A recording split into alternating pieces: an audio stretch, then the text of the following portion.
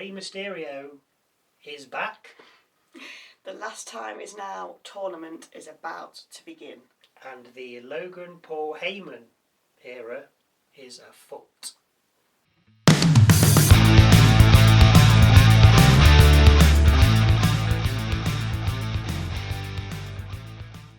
Hello, welcome to Wrestle MSX. I'm Michael. I'm Sally. We open with the new champion CM Punk. If you'd like to know why I'm not fully on board with him having the title, I'll explain all in our musings video on Wednesday. But for now, this is what the new champ had to say. He thanked the new tag champs, AJ Lee, and we'll just let that sink in, the fans, and Jey Uso, before saying he needs to hold on to the title a little tighter than before. He mocks Rollins by swinging the belt around before saying he has a target on his back. He wants to punch Bron Bronson and Heyman before name-dropping Styles, Dirty Dom, JD, Sheamus and Cena as all people he'd happily defend against. So out comes Logan Paul. He says he's earned a title shot, but Punk tells him he'd be better off on SmackDown and having a go at Dragunov's title. Before things get going, out comes Paul Heyman with the two Bronnies. You may get it if you're of a certain vintage. Heyman says the front of the line is Reed and Breakker before telling Logan to get stepping, but Logan says he was here first and refuses to leave. Breakker then takes the mic and tells Punk he's coming for what belongs to him, then suggests that they both leave the ring. Punk turns to Paul and says it's time to fight, so you're either with me or you get out the ring. Logan gets out.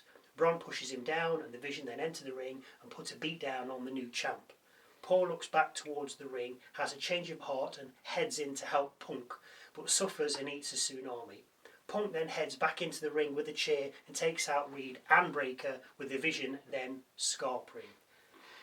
I did enjoy this. The back and forth between the five was just enough from each man. Usually it's just one man talking and the other man comes out that wants to face him. Even though it was Logan Paul, they were interrupted. I just enjoyed it. I just enjoyed the opening segment for a change. Just not Logan Paul, no. So first up tonight, Stephanie Vaquer and Nikki Bella take on Roxanne Perez and Raquel Rodriguez. Bella has trouble with both Perez and Raquel before making the tag for Vaquer to save the day. As she lines up for the Devil's Kiss though, Raquel pulls Perez from the ring, with the heels then suffering a double crossbody from the faces from the apron as we break. We come back to Bella being beaten up again, but managing a tornado DDT off the ropes to Rodriguez, with Vaquer then coming back in, landing a Meteora to Mommy Cool, and then looking for the SBV, but she can't lift Raquel. A 2 count then comes after a top rope crossbody from Vaquer, but Perez then comes back in and suffers the Devil's Kiss and a Rack Attack 2.0. Bella covers, but Rodriguez makes the save. Vaquer crossbodies Rodriguez, but she's caught mid-air, with the pair then going over the top rope. Bella goes for a cover on Perez, but Perez kicks out, sending her onto the bottom rope, with Rodriguez in wait. Raquel lands a forearm to Nikki, which sets up Perez to land Pop Rocks. Which she never did until I mentioned it. Was it last week? Anyway, thanks for watching Triple H. Perez then covers and picks up the win. She didn't though. She always set up for Pop Rocks and never landed it for about 6 months. And all of a sudden, since I've said she never lands it, oh, she's landing it. I know you're watching Triple H. Anyway, backstage we see a tumbler with balls in, which have names in, and they're hoping to whittle down who'll face John Cena in his last match. We then see Punk and Jey speaking. Jey says he wants to help Punk, but Punk wants to know if he can trust him. Jey says he can, with the pair having a fist bump yeet. Out next, Penta versus El Grande Americano. Bravo and Rayo alongside. Grande tries some mask removal with a suplex, then netting Penta a 2 count. Penta then looks for a Mexican destroyer on the apron, but Grande manages to counter it into a back body drop as we break. We come back to the corner headstand and cover for 2 by Penta, followed by another 2 and a chop off. A tornado DDT and dive out of the ring take out Grande, but as Penta heads back in, Bravo takes his legs, and the ref then ejecting him from ringside. While the ref's dealing with this, Rayo hands Grande the metal for his mask, but all to no avail.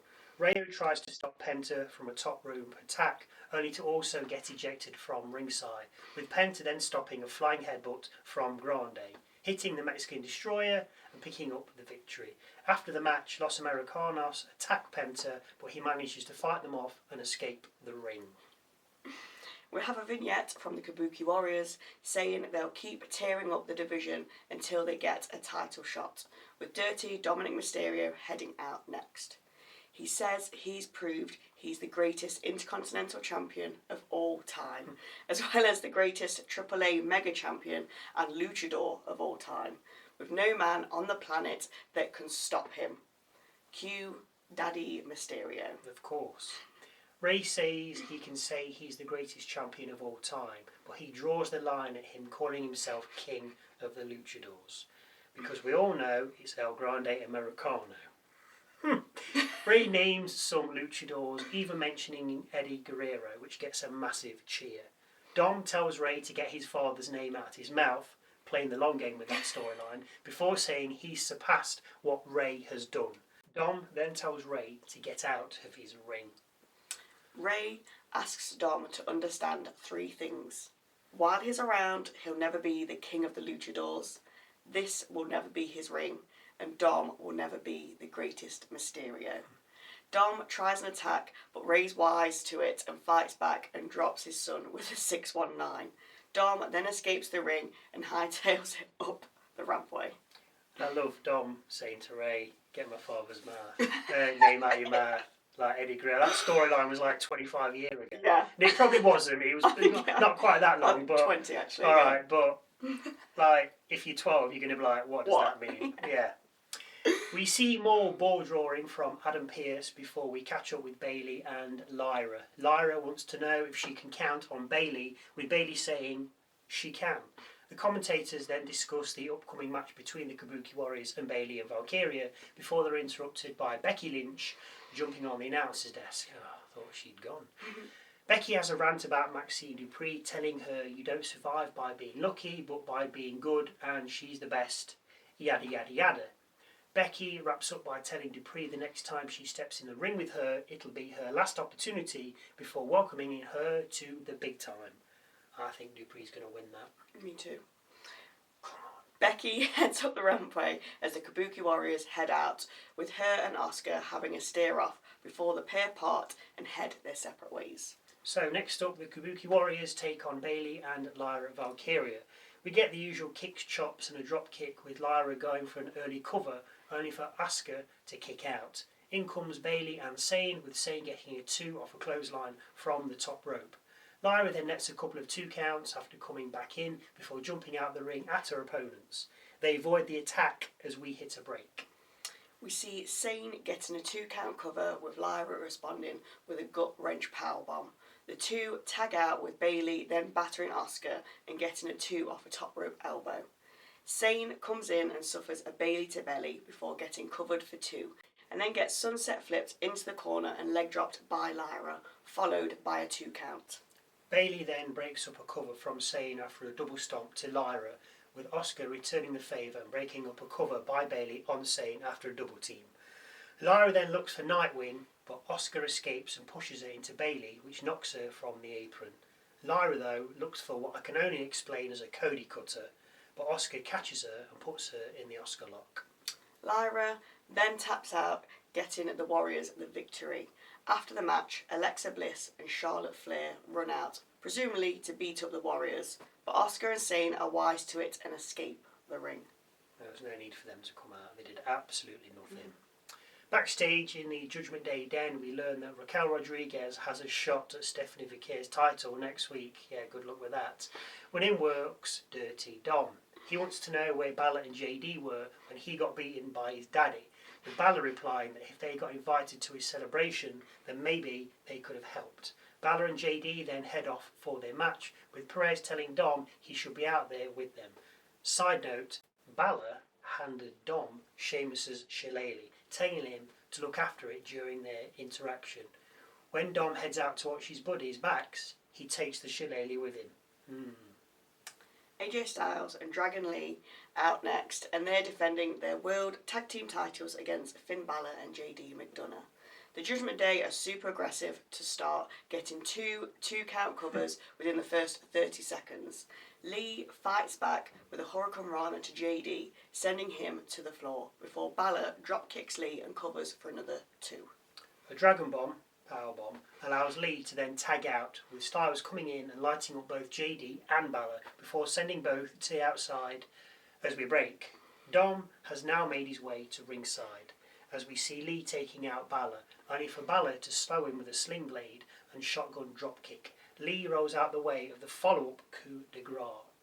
Styles and JD come back in, with Styles baseball sliding Dom as he's standing next to the apron. This causes Dom to then get on the apron, which distracts the ref, while Styles has JD rolled up. JD counters and holds Styles, encouraging Balor to coup de grace him. But as Balor takes off, Styles moves and lands on his teammate instead. Styles then sends Balor into Dom, lands a phenomenal forearm to JD, and then covers for the 1-2. Balor makes the save. Balor then instructs Dom to hit Styles with his title as he's hanging over the bottom rope, but the ref catches him, so he stops. Sheamus then appears and attacks Dom, with Sheamus then getting on the apron. This also distracts the ref, which then allows Balor to hit Styles with a shillelagh and push JD onto him to get the cover. Lee, though, makes the save. This is ridiculous. Sheamus and Dom fight outside. Lee then takes out Balor. Styles lands the Style Clash on JD and covers for the 1-2-3. Backstage, Nikki Bella apologises to Vaquer, with Vaquer telling her not to worry about it. Nikki then questions why she's back, saying she can't hang with the new talent, only for Vaquer to say she paved the way. We see a new WrestleMania video with Reigns saying, when he's in the game, the table acknowledges him. Nice. Nice little link. We head to the locker room with Heyman, not understanding why Jey would want to team up with CM Punk in tonight's main event. Jey says he's doing his own thing in a roundabout way and not listening to Roman or Jimmy. Heyman replies by saying if people don't conform with the vision, they get their asses handed to them. Then signs off by saying that doesn't apply to you as you have a vision all of your own, which made me think Jey's going to turn on Punk. We then hear from Adam Pearce, and he fills us in on the first matches in the Last Time Is Now tournament. First up, Rusev versus Damian Priest, and then Shinsuke Nakamura versus Sheamus. Nick Aldis will draw the next slots on SmackDown. I think Sheamus will win his match, seeing as he's got more of a connection. I think we've seen it. Yeah. And the Priest-Rusev one, that could go either way. Yeah. I think they're just throwaways. We learn of 2 title shots next week. Bliss and Flair will defend against the Kabuki Warriors. Please don't let the Warriors win. And Raquel Rodriguez will take on Vaquer for the Women's World title, which Rodriguez will not win.